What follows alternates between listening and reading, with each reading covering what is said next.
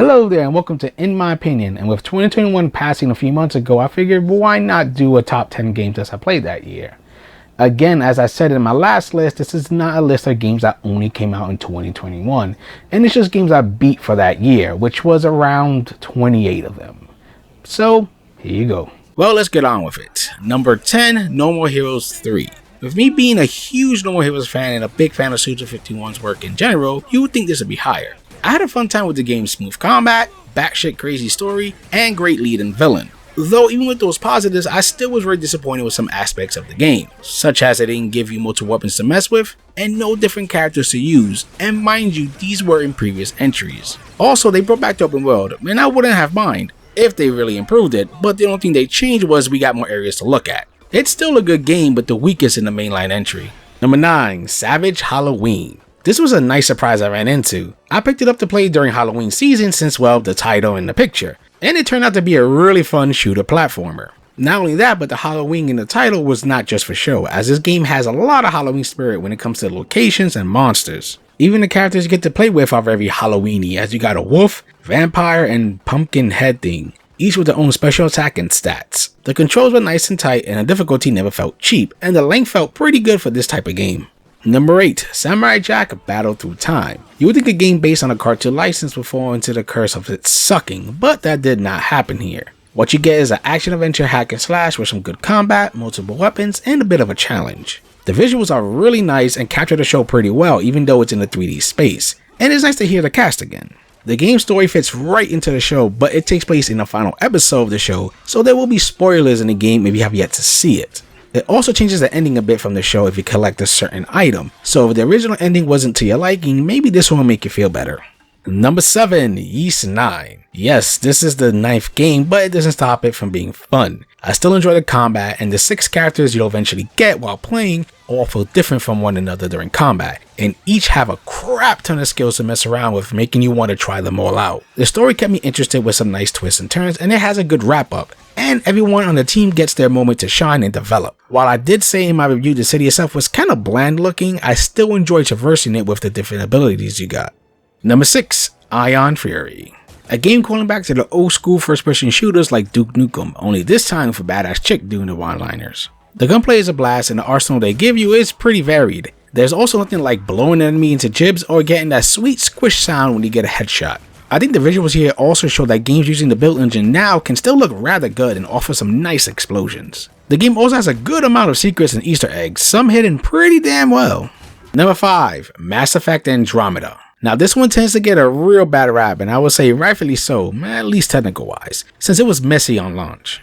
Though I played it after some smoothing out has been done and I had a great time. The weakest part of the game to me was the main baddie, who was really boring and forgettable. Besides that, everything else was enjoyable. I liked the cast of characters, and I felt how they handled interactions on the ship was a step forward, as it felt more organic as everyone did actually move around and talk, instead of just staying in one place through the whole game. I also felt like this was the best combat in the series, since it never had that stiff feeling like the previous 3 games. Then there's the exploration aspect, which feels like what they wanted to do with Mass Effect 1. It's not just different color skies with some building like part 1. Each planet looks and feels distinct from one another, and the vehicle here actually controls well compared to the shitty Mako from previous games. Number 4, River City Girls. Oh man, what an awesome beat 'em up. Every punch, kick, and throw has a great impact, making it so much fun to beat the shit out of everyone. Not only that, you have 2 different characters to use, each with their own moves and animations, so they don't feel like lazy clones of each other, and you unlock 2 more after beating the game. The game also has a lot of style with its great pixelated graphics and cutscenes that can be manga panels or animated.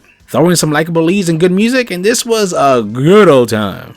Number 3, Persona 5 Royale. Yeah, I really enjoyed this game. The story wasn't bad, and boy does it start with a dark subject matter. I did like being around the characters and never really hated anyone, even when it comes to all the social links. I know some were annoyed with Morgana, but he didn't bug me much. The visuals are amazing, and I wouldn't mind if Persona games kept going with this cel-shaded look. The dungeons were fun to explore, especially since you have more movement options like swinging and jumping up places. Also, I was excited to visit each dungeon because all of them had their own distinct look. The turn-based combat was well done and stylish. I still hate the negotiation system, and I don't understand why they brought it back in this game, as it feels so fucking random, and I'd rather have the shuffle system back to get Personas. There's also Mementos, which feels like they took the dungeons from Persona 3 and put it in here. But I don't mind, since in Royale this place is a godsend if you just want to level up a lot easily and get a ton of cash. If you're wondering who I chose for romance, I went with Makoto because, of course.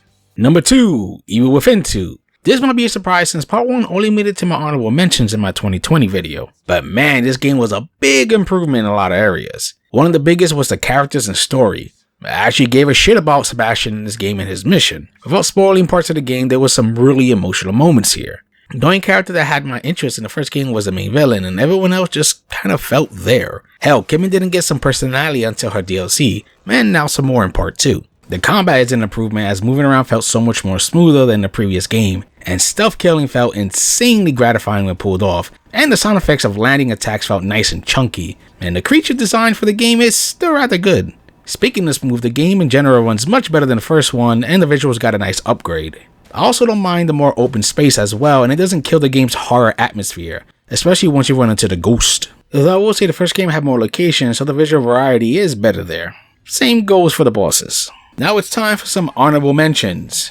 Mega Man 11, a new entry that has more of a budget and is really fun with some good robot boss designs. It also throws in a new mechanic in the double gear system, adding some extra depth and challenge into the game. Little Nightmares 2, the puzzle platformer, gets another entry, and this time you have a friend with you. It still has some great horror atmosphere, and the creature design is still creatively creepy, and the platforming and puzzles are still rather good. Astral Chain. Platinum Games flex their muscles on the Switch with this hack and slash, as not only does it look and run good while docked, it keeps up the performance in handheld mode. If you're looking for a very anime and fast hack and slash with enjoyable and challenging combat, where you summon monsters to help, then this is for you. Daymare 1998, a survival horror game that's going for the old school Resident Evil feel. It does have some nice locations that keep up the horror atmosphere, and even though it's a little rough in some spots, it's still fun. I really like the puzzles in this game, as it really captures the much older Resident Evil type of puzzles. Number 1, Luigi's Mansion 3. I love the other games, and this one is no different. It felt good strapping on the Poltergust once again and taking down some ghosts, and most importantly, it never became boring. I just loved slamming the ghosts around, and the new edition of Slime Luigi opened the game up to some fun puzzles and secrets. The design of every floor in the hotel is so unique, and it made gaining a new floor that much more exciting. The ghosts as well have some creative designs, especially the bosses, who are a puzzle themselves when it comes to taking them down. I mean, we got a Godzilla-like fight, how awesome is that? My boy Luigi is also still looking good with some great animation showing a lot of personality. Only negative I got to say is, fuck the B2 section. It was not that fun, and it has the most annoying boss in the game. But everything before and after is awesome. Well, that was the end of it, and I hope you enjoyed it. If you have any favorite games you've played in 2021, feel free to share them. And as always, for gamer's sake, keep gaming.